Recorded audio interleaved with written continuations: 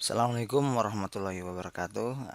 Pada kesempatan kali ini saya akan meneruskan materi di eh, pembahasan video sebelumnya, masih pada submateri kesejajaran dalam bidang. Nah, yang pertama, melanjutkan definisi sebelumnya 3.3, sekarang definisi 3.4. Bahwa garis-garis yang sejajar adalah dua garis yang sebidang yang tidak berpotongan. Saya pikir ini tidak terlalu saya harus jelaskan ya.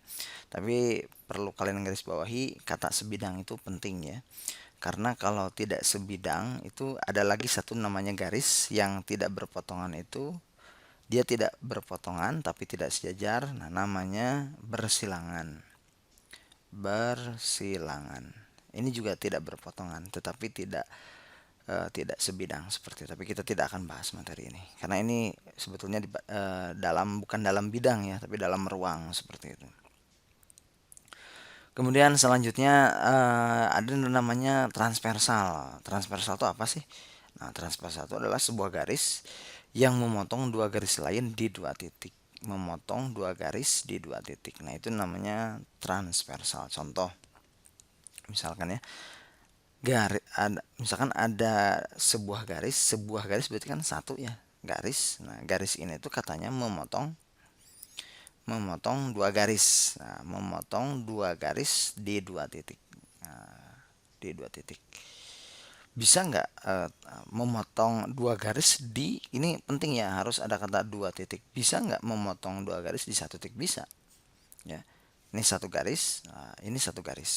Nah, ini kan ada dua garis ya.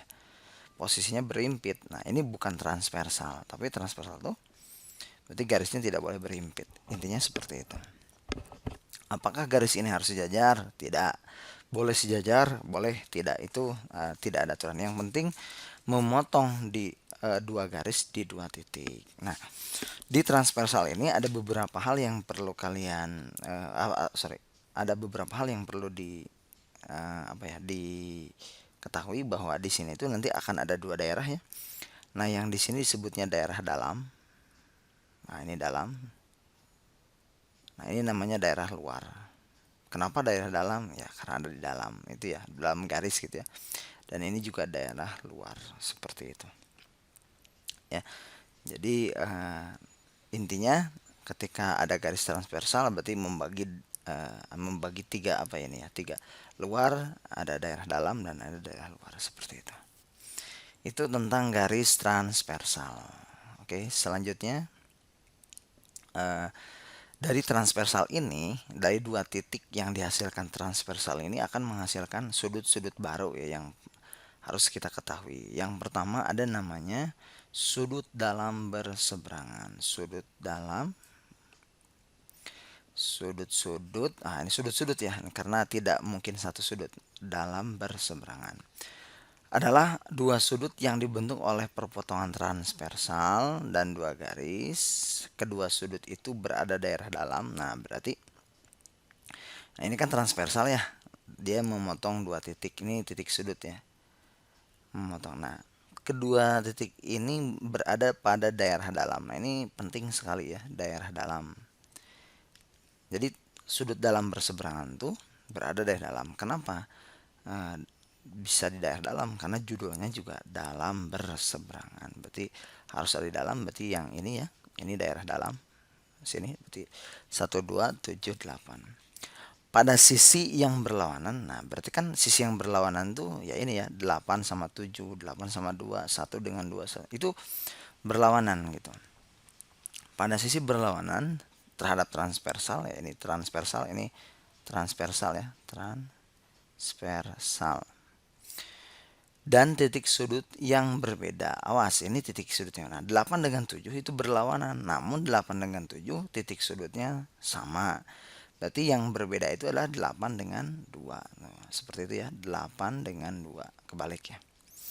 Kemudian 1 dan 7. 1 dan 7. Nah, inilah disebut sudut berseberangan. Ya, kalau waktu SMP kita pernah belajar ya, nggak ini ya. Tapi definisi ini juga penting, karena definisi itu adalah suatu kalimat yang bisa membatasi mana daerah yang termasuk, mana yang tidak termasuk seperti itu. Jadi memang harus dibuat sedetail mungkin. Kalau simpelnya ya inilah nyebrang cenanya gitu ya, nyebrang kan gitu.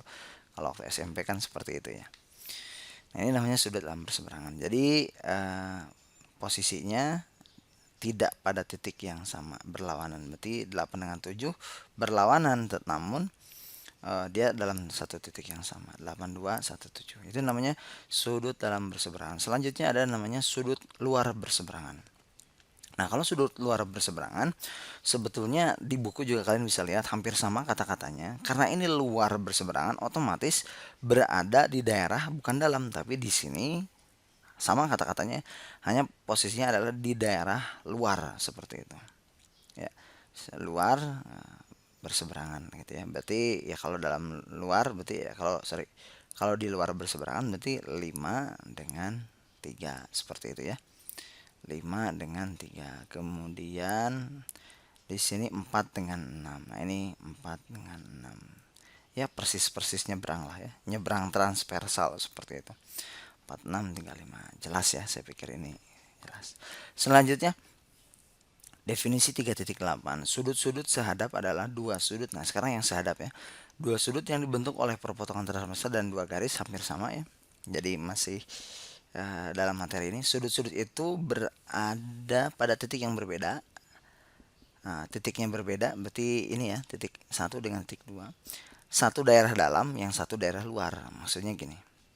Ada yang di daerah dalam, coba misalkan saya bersihkan dulu nih. Satu daerah dalam, misalkan ini. Ini jadi sudut sehadap itu berada pada titik yang berbeda. Misalkan ini satu daerah dalam, ini daerah dalam, dan yang satu daerah luar. Nah, seperti ini namanya sudut sehadap. Nah, kemudian 1 dengan 6 itu juga sama-sama dalam dan luar. Nah, tapi di sini ada harus digarisbawahi satu daerah dalam dan satu di luar. Mereka pada sisi yang sama. Jadi ini sisi yang sama. 1 dengan 5. Kalau 1 dengan 6 itu berada pada sisi yang berbeda. Nah, jadi syaratnya sehadap itu pada sisi yang sama. Sisi yang sama, dua titik sudut dan titik yang satu di dalam dan yang satu di luar seperti itu. Itu sudut sehadap. Nah, berarti dapat kita tulis ya, satu berarti jadi apa? Satu dengan 5, 1 dan 5.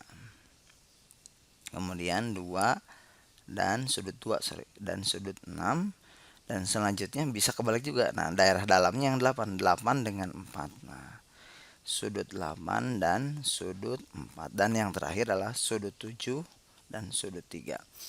Yang satu di dalam, satu di luar pada titik yang berbeda dan pada sisi yang sama. Itu sudut-sudut sehadap seperti itu ya. Jelas ya? Oke, kalau sudah jelas kita teruskan. Selanjutnya adalah teorema 3.6.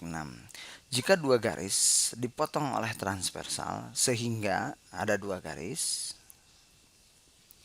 dipotong oleh transversal ya. Ada dua garis dipotong oleh transversal. Garisnya seperti apa? Kita nggak tahu.